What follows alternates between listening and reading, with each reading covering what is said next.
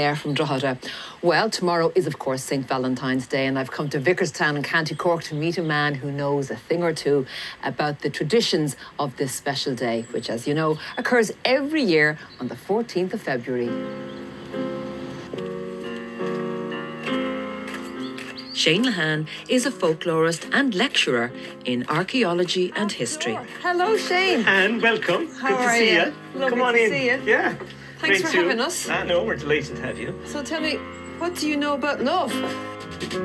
Little trip to heaven on the wings of your love. Shane, tell me the origins behind St. Valentine's Day. There's always been a tradition in springtime of emphasising new life and so on.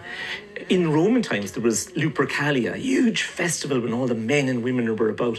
But Valentine's Day occurs in Ireland too, specifically because this is the natural time of new life, new birth. The birds are up in the trees making their nests, and people themselves were thinking of making their nests as well. So love is in the air at this time of the year.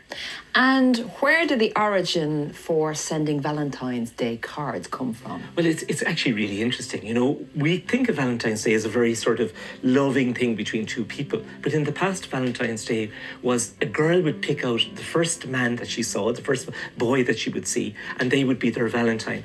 And in that, he had to do everything for her on that day. So he was almost her slave, if you like. So by sending someone a Valentine's card, asking them to be their Valentine, you were kind of making sure someone might do your bidding, as it were. Okay. So the cards are there. Look, some of them are very, we think about buying cards now, but in the past, everyone used to make their own. And the girls particularly would make the card because they wanted to check whether the boys were going to be responsive or not. There's a lovely one I've made for you here. Okay, so here we go. And it reads really nicely. If of me you often think, send me back a bow of pink. If to me you would be true, send me back a bow of blue. If you are another girl's fellow, send me back a bow of yellow. If to me you would be wed, send me back a bow of red.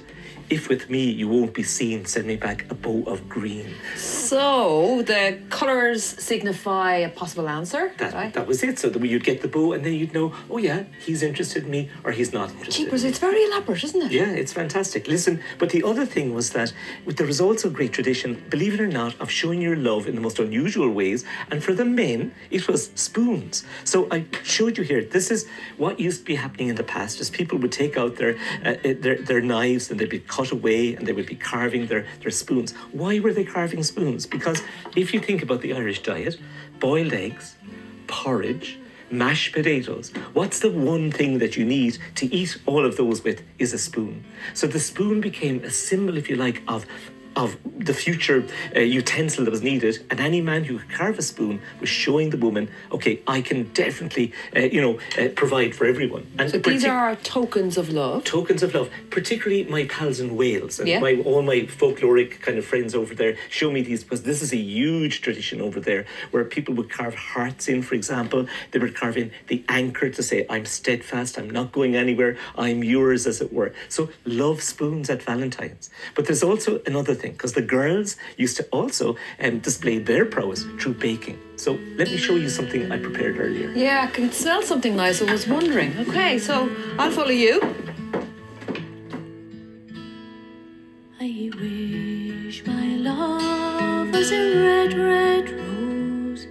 Is this bread or is it cake? Now, it is certainly a very traditional shape, isn't it? Well, this is a cake of bread or a bastable bread. This was the old oven long ago.